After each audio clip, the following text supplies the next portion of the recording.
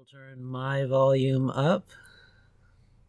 I will turn y'all's volume up. And greetings and salutations, travelers. Welcome back to the Inn of Planar Crossroads, and welcome back to our Around the Hearth chat. We are going to be chatting about, this time, another conversion, and as you could probably see from the thumbnail, it is Here Without You by Three Doors Down. Don't click away. It is okay. It's just for inspiration, all right? I understand that some people don't like the song, including Tommy and Kane. But it doesn't get better from here. You can leave if you want to. No, don't listen to him. Don't listen to him. He doesn't know what he's talking about. All right. Kane is what's the word I'm looking for? He's pushing away the band from his home. I'm a pessimist. Pushing away the band? What? I think Three Doors Down is Canadian. Well, they might be, but that doesn't make them Albertan. I forget there's more than one Canada. There's like 5 Canadas. There's 5 Canadas. All right. First off, before we get into any discussion, we have our announcements. So, announcement for the Inn of Planar Crossroads. It is true. We are starting back into Rise of the Rune Lords. We're going to pick it up from where we left it off, which is basically midway. So the returning players will be Tommy, Kane, and Alex. And the added new blood for us, anyway, will be those from the all rogue game from 2E that you guys possibly have been watching on Black Dragon Gaming's channel. So, all that said, I believe that's our... Well, no, actually, we do have another announcement just to keep it fresh in people's minds, and that is that Adonijah's Misadventures game is going to be starting back up. He continues to speak with me about playing a new character with the Open Legends system, so we will see how that goes. He probably will have a new character besides Moon. That does not mean that I'm going to kill Moon off screen. It just means that it will be a different character. So, I feel like you keep saying that for Kane's sake. I do. I mean, I'm just saying, we all know how much Adam loves to kill PCs off screen. Or turn them into ghosts and goblins. I also think it's really cool that, like, Addy coming back in Open Legend. I think Open Legend is really good for, like, gamers in his age bracket, because you can do whatever, and it's really easy. And nothing is more entertaining than rolling a 6, and then rolling a 6, and then rolling a 6, and it's exciting. Yeah, well... Dice with You can build almost anything, but I don't think he quite has the concept of that you've got to start at level 1, dude, because he keeps talking about wanting to play Death. So he's baby Death. He's a little chibi of Death. Yeah, we'll see how that goes. You're Death's apprentice, John. Yeah. All right. I believe that's the only 2 announcements that we have.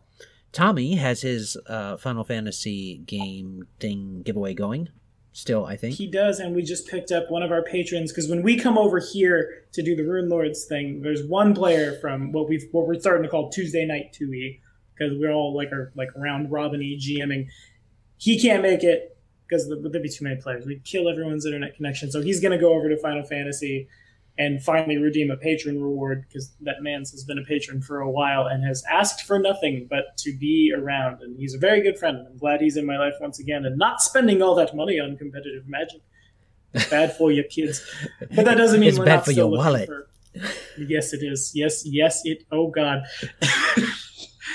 That doesn't mean we're not looking for more players, too, though. And we're also, it's going to be, the official announcement video goes live tomorrow about how we're going to start putting out official third-party content. I'm still not, it's going to be a massive undertaking. I'm very excited for it. What are you going to do? What's going to be your first project, Thomas? My first project is going to be the project that, before I was a YouTuber, and I say this in the video too, when I was, like, everyone in this chat, and probably a lot of people who watch the videos know that I'm diabetic. So there was a point in time in my life where I was undiagnosed. I didn't have a job because I was sleeping for 14 hours every day because I was dying. And I didn't have really a whole lot of anything to do. And I wanted to dig myself out of that hole without going to a factory. And I said to myself, well, I'll be a third-party producer and I'll kickstart some stuff. And it'll be great. So I have a bunch of notes for, like, races and a setting and deities. And I'll probably also steal deities from, like, characters I've GM'd that I really like. Like, I could see Xandu coming in, like, now this is the psychic god. Sorry, I'm going to borrow that. Oh, I see how it is. I see how it is. Oh, Wow, that's okay. Content creators But steal from each I have other like all the time. 6 or 7 races. I realize I have to pitch the race that was Stitch now because Starfinder has put out Skittermander and they beat me to the punch. But oh well. Curse you, Owen Casey Stevens. Actually, he's probably a nice man. I don't know. I've never met the dude. But they even have their Weeby Goblins equivalent in Starfinder. Yeah. Scattershot, yeah. Yeah. Which, That looks hilarious. Paizo, that is an excellent naming scheme for them. Skittershot. Just saying. All right. But I think that's all of our announcements, right? Indeed. That's everything? Okay. Sometimes we use bad language and you've been warned. Yeah. Thanks, me. Thanks, Tommy. Yeah. All I'll right. also be very happy when he plays at the IOPC. I won't yell at him for his language. He can say whatever. I try to be, not so sailor mouth. Can't help it. My grandfather was in the Navy and was not afraid to share that with me growing up. It's all right, man. I grew up around farmers. We're gonna have a running tally. My grandfather on my father's side was a tobacco farmer. That makes sense given the part of the world you're from.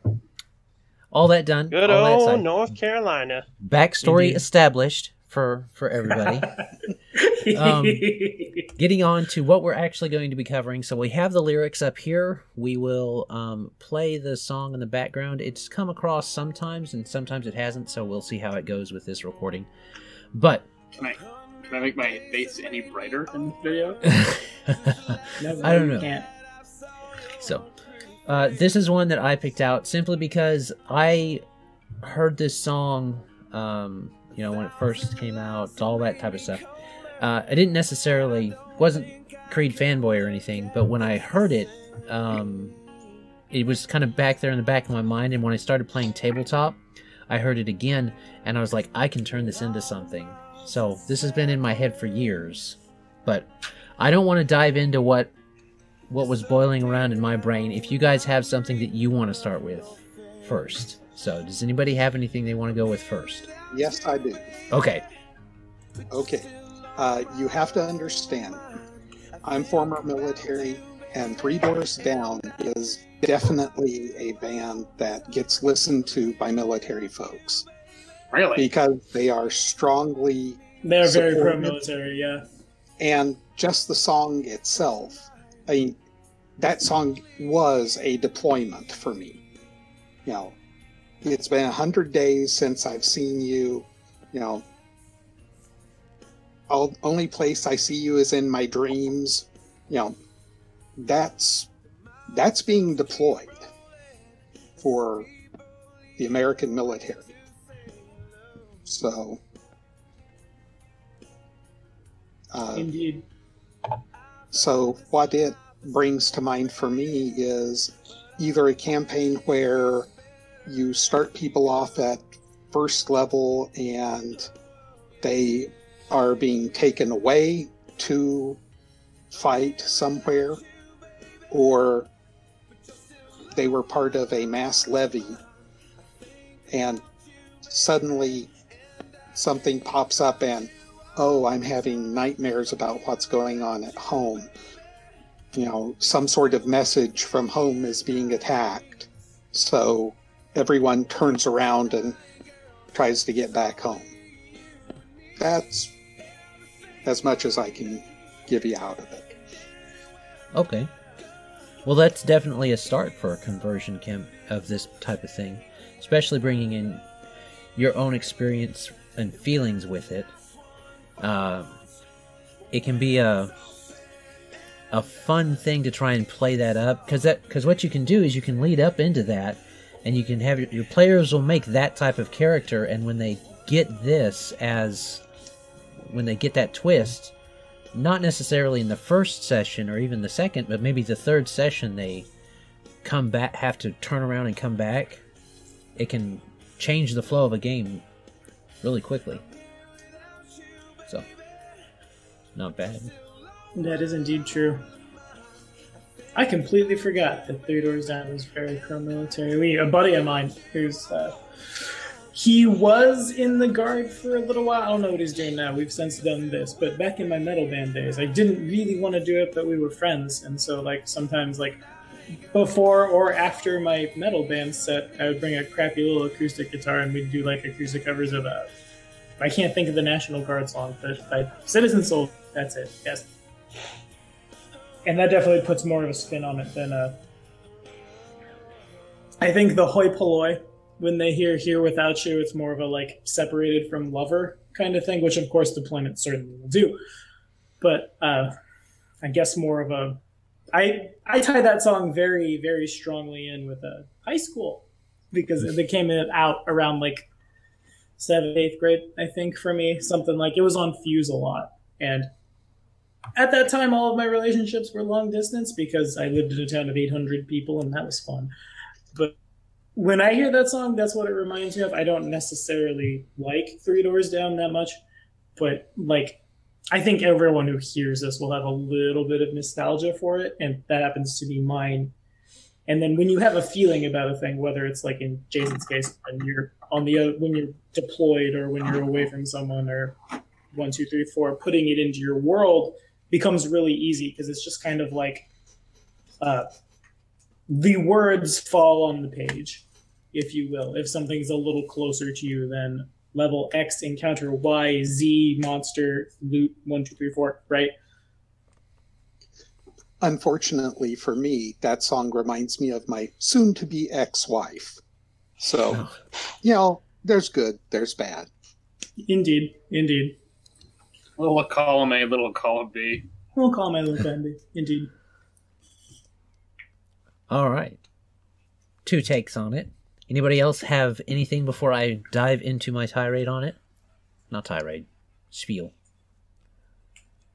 Good catch there. Not personally. I don't have anything. I just think it's sad. I think what Ross remember it. No, sorry, not Ross. I think what Jason said about it was pretty interesting. It's definitely something I hadn't even thought of because, obviously, I have no experience with the military. My parents were in the military. My grandparents were in the military. It's not as much of a thing here in Canada as I imagine perhaps services in the States. Yeah, I was going to say, do they even do that in Canada? They do. No, we don't have a military. It doesn't exist. They have an army of moose at the border. All the military bases on the border between us and you. That's just it's like the fake city they built at the border in North Korea. No, neat. You're just bluffing us. Yeah. I mean, but politely. It's a also, the song is older than I thought. I was not in junior high in the year 2000. In the year 2000, I was 9 years old. Oh, I didn't realize it was that old. This thing's almost 2 decades old. It is, too. My nostalgia has turned into my fear of growing old. We're good. All right. Yeah, I'd tell you how old I was when it came out, but you were 20 years younger. Little fun fact for the Canadians in here about your military, by the way.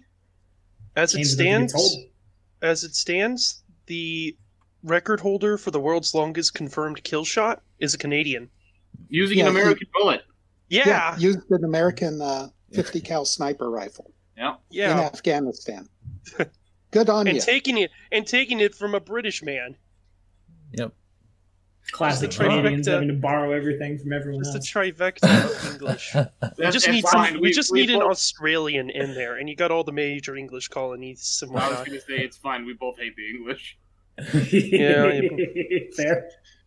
And only one of their provinces like the French. So, well, the best way I've ever heard it described is the United States and Canada are both children of the UK, of England.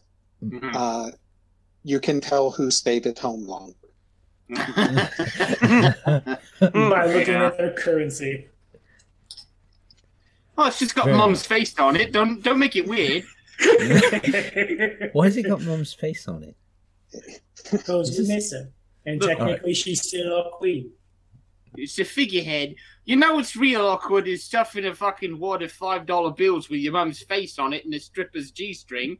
It's like your I am mom's looking so at you in a glad- very I am so disappointing glad type you of finished view. that before I took a drink. I am so glad I was lifting that up to my mouth and not already sipping when I heard that line. Jason got me real good at Wrath last time. I'm real careful with my drinks around him now. I just about painted my monitor brown. Oof. But Okie dokie. yeah, I'm not gonna. So I kind of took it a bit darker. I took it almost as a eulogy or a remembrance. Because for me, 100 Days Without You and all that sort of stuff, I didn't take it as someone, like, being away from it. I took it they full-on lost the person, almost. And were just, kind of struggling to survive just off the person's memory. If I were to use it, that was more so the motivation of just... If I were to use this in some sort of campaign, this is the sort of story where I feel like it started off with you all losing everything. And just because, it's just the memory of everyone that kept you going. It's not a campaign about getting even revenge or money or power or anything. It's just survival. For survival's sake. Because you have nothing else to survive for. Fair enough. My unless anybody has something else. Oh, what? I was just gonna say really quickly before we move on, if you wanted a Canadian song, it's sort of in the same vein as what you were just talking about maybe using it as a eulogy. There's Highway of Heroes by the Trues. Oh yeah, you mentioned that one. Oh, You have surely indeed you showed have us that something song. by Rush. Oh, You have probably. to have Rush.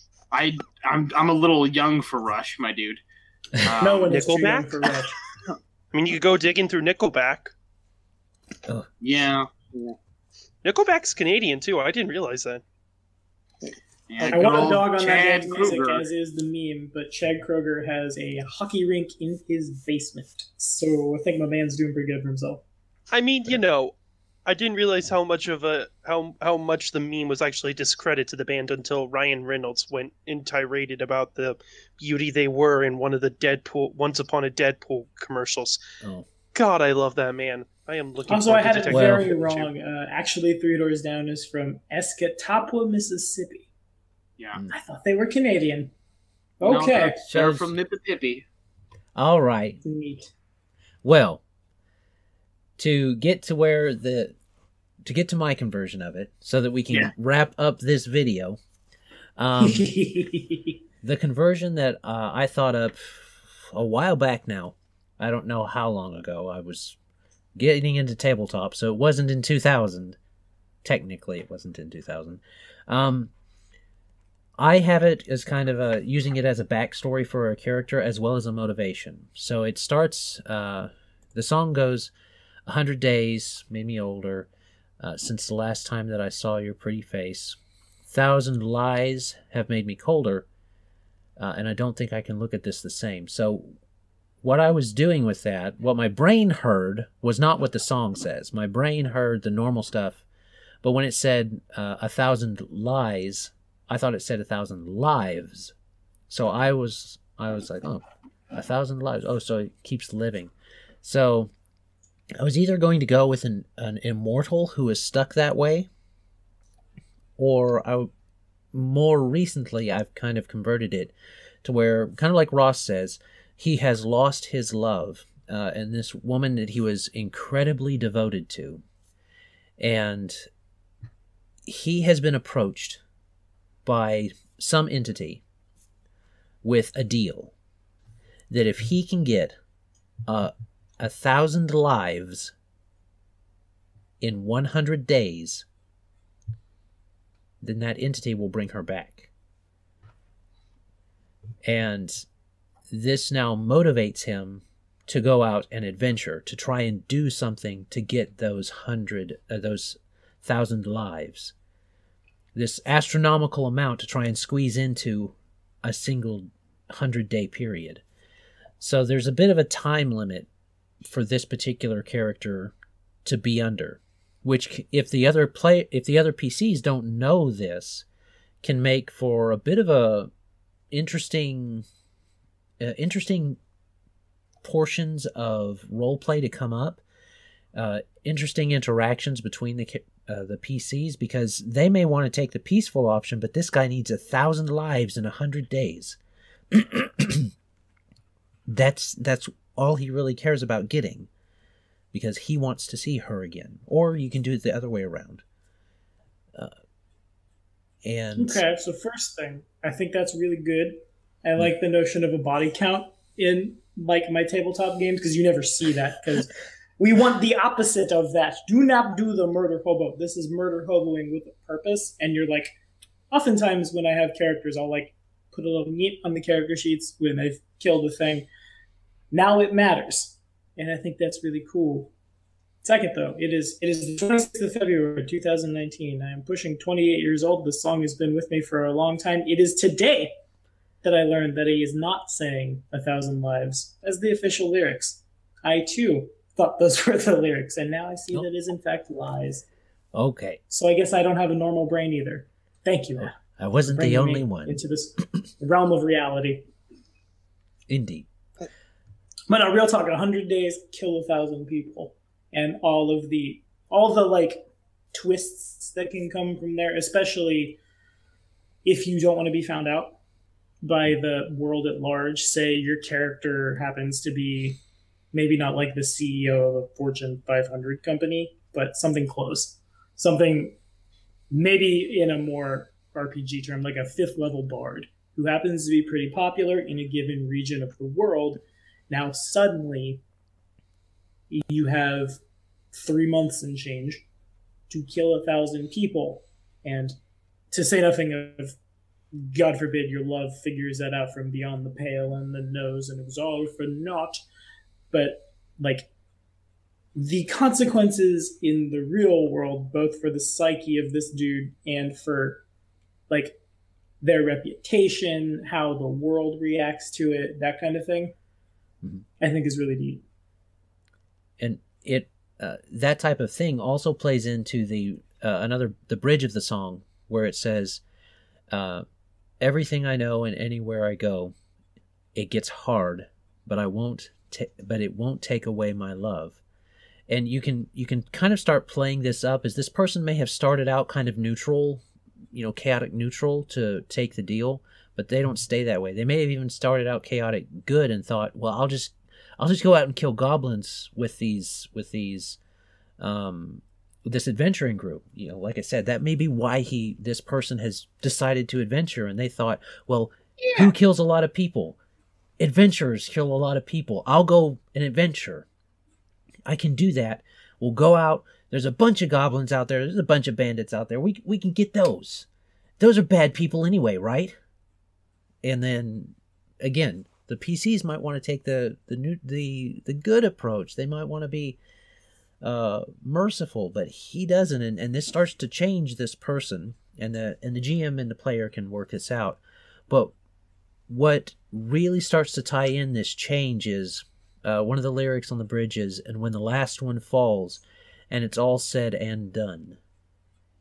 So when there's success, he says, "It gets hard, but it won't take away my love." And that goes back to the chorus. So this love that he has, should he succeed, won't reflect what he had before necessarily, but what it has become through this dark sacrifice. And we see that twist in the narrative can really start to build up this PC, depending on how everything happens, and should he need those last few lives, and there's only a few other people in the room, and no one else sees the entity, but the entity's there at the back of his mind. He says, just a few more. Just 3 more, 4 more. How many other people are in the party? Oh no. And then, that's me. That's something that then you've just created your own big bad for the next campaign. So it's just a list. Well, also thinking about, there seriously is a toll on your psyche when you kill another person. Mm-hmm. So someone who is willing to wipe them out wholesale, that can lead your brain to some pretty dark places real quick. I mean, and even then, will whoever want to come back? You know, hey, maybe they were in a good afterlife. Right. But not only have you become an absolute monster, you've pulled me back out of a good death. Jason brings up a really good point there. I forget how exactly it is worded. Something, at least in Pathfinder, probably 3.5, I assume. When somebody tries to bring you back from the dead, you, the soul in question, has that, like, XYZ would like to resurrect you, pop over your head. And that includes, if I remember correctly, their name for sure. I'm pretty sure their deity, but I am 100% sure their alignment. Right. So you, the soul who's gone and passed on and somebody can't deal with it, now sees that character name X, whose alignment has drastically shifted and clearly probably registers as some kind of evil. Well, I guess not necessarily. There's a whole lot of butterfly effect kind of things that can be put in there. Like, you can take 100 people off your count now if you burn that orphanage, or maybe you just, like, go a crusading where the people are bad and have to work really hard at it to stay, like, sane, or at least not, like, I guess stay, like, dare I say, ethical with your killing, but you know what I mean. And then here at the end, as kind of like a last check for, and I may say this because I've been watching a lot of Markiplier's, like, Until Dawn and Resident Evil playthroughs lately. It's like, this person you love, who is now very different, would like to resurrect you, and then they refuse it because the soul has the right to say no. Mm-hmm. That definitely is in the rules. Alignment is there. I don't know that name and stuff is, but alignment is definitely there for resurrection. So there you go. At least in Pathfinder, like we said. If you're playing Open Legend or something like that, it could be that's up to your GM. Just a big old ethereal pixel art pop-up that says "Resurrect?" ? Why Exactly. -N? Yeah. Full-on video game on it. Yeah. I gotta find this. I know it's a thing. Last thing on it, if you want to actually use this for your big bad, you can use it as something where this person is, for the big bad, this is their motivation. What we've talked about for the PC is their motivation. And if you want them to be more scheming and conniving, they're planning to blow up the orphanage, or they're planning to do this or that, or they're planning to destroy this city by activating the magical protection runes underneath the city or on its walls and turning them inward so that the force wall actually turns in and crushes everybody in the whole city, or however you want to do that. You can do that as a way of motivation, and the PCs get wind of it. They need to stop it, blah, blah, blah. Mm-hmm. It almost plays out along the same lines as Tommy's favorite anime, Death Note. The, like, is it ethical to do what you're doing? Obviously, in this case, probably not, especially if there's well, I suppose if you know the person you care about has gone to the bad place when they died, there's a little more motivation there, but, like, definitely a lot of questions get asked. Are we assuming that this deal has been offered to a good aligned person?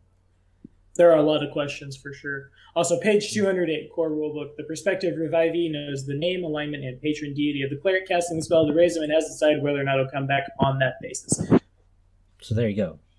Rules lawyering. That gives you a lot of information about who's trying to bring you back. I would say that the deal would be given to, it can be given to, for the most dramatic effect, to a good aligned character, but that would only matter if you were a cleric. Yeah. Well, I guess by a strict reading of the rules, if I have to pay someone else to do the reviving, it gives them their name, their alignment, their patron deity, not mine. That is So there you technically go. true. You just steal everybody's wallet from the 1,000 people. You, cleric of Desna, help Tommy. And then there you go. We're fine. It's just patron theft. It's like identity theft, only more heinous. Only worse. Yeah. There's definitely about a billion ways this kind of campaign could go. And I really like it because it's like you have a very clear railroad, right? Like you have this time do this thing, but it's the getting to it that butterflies out in about 20 billion different directions. Right. So you've taken the concept of like, here's the main quest, but how you accomplish the main quest literally is at the whims of the PCs, which, like, if that's not the essence of a tabletop role-playing game, I do not know what is. Mm-hmm.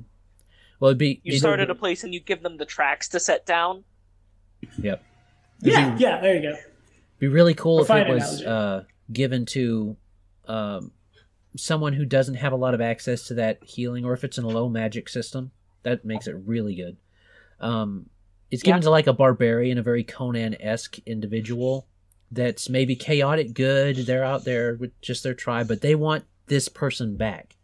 Because you remember that ritual in the Conan movie, the Arnold Schwarzenegger movie.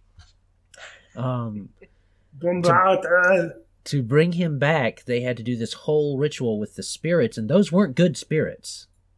You know, and in this barbarian tribe that we're talking about, they may have been familiar that spirits exist, and this spirit comes and gives him a deal. He doesn't care if it's a good or a bad or a neutral spirit. He just wants his love back. He goes in, takes all of his money that he can, goes into town, trumps it onto the tavern table and says, I want some adventurers. I'm going to go and slay goblins. And he becomes the motivator of the party, but they don't know why they're necessarily there. They just know that he wants to go out and hunt goblins or do this or do that. And so they're getting XP and loot, that'd be fine. Yeah. Anyway. So I had some thoughts on like the big bad style. Yeah. Something I was contemplating is if it wasn't just like the one person, like the sole survivor of a family, and they have that deal for each member of the family. So it's not like it's 100 days per person. So the idea is that when they first go out, you just hear about this great adventurer who went and like basically cleared out goblin civilization near you. Oh yeah. Right. He did a goblin genocide and ran out of goblins type thing? Yeah, but the idea being that one of the big things about this is part of the reason they don't start off anywhere near a big bad, but they just run out of civilizations to destroy that are evil. Yeah, I gotcha. Are we going to turn this into like a Golden Throne-esque sort of thing from Warhammer 40k, where it just becomes a cycle of finding the least desirable members of society and just breeding them like cattle so that way the rich can continuously go about this ritualistic sacrifice of 100 souls for the rebirth of one? I mean, that would be a really messed up world to be in, and that would be one part. Welcome to Warhammer. It's a really messed up world. Violence and brawny men and violence. Blood for the blood god, skulls for the skull throne. I have imagination that, like, with each deal, I'm imagining the sort of person who's doing this. At least that kind of. You faded out, Levi. I thought that was just me. Oh yeah, you've gotten real quiet.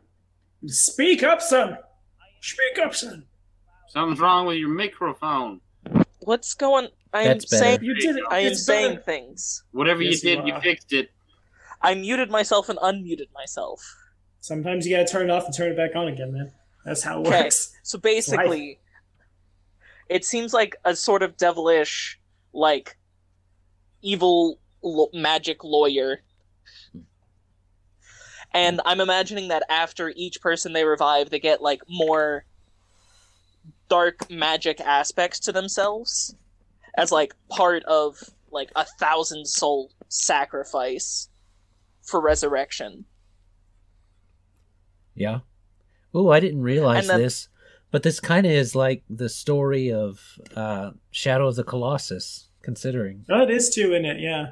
So there you go.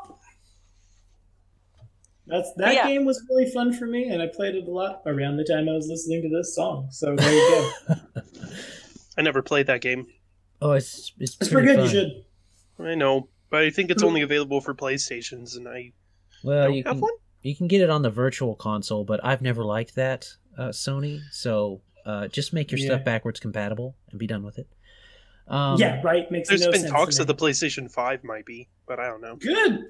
Why would you not? Your games are good, Sony. Because they can sell you digital games on your Virtual Console and then take them away from you when you need to download another one, and then just have it stored in your library digitally, so that if you ever lose your library, you have to buy it from them again. Thanks, corporations. Anyway, well, that's not a corporation. That's just consumers allowing them to do it. Anyway. Yeah, you're not wrong. I agree. Okay. That's why I use a PC for my gaming. That's right. So I think we've fully converted this one for a little while anyway. Any last statements before we head out? Quit playing with your settings, Kane. Kane has really gone into the theme. Kane's gone full edgelord. Why I looked like I was wearing a man, what happened to Kane? Mask. I just opened up the call. And I'm screwing around with the settings, and it's all garbage. Everything is garbage. I don't know what happened to Canada, but it looked pretty scary there for a moment. Ooh, Canada is in high contrast. Kane has become a Wendigo. It's finally happened. We did it. All right. We can only see Kane out of our peripherals now. Bum, bum. Oh god, now he's like blue. Now he's a freaking smurf. I'm blue. Okay. Okay. All right. Different song. Wrong thing. All right. Nerd. Thank you for watching, everyone. We hope you had a great time. We hope you had a wonderful day. Have a great day. God bless and enjoy. Bye. Bye. Bye. Bye. I did it though. You're welcome.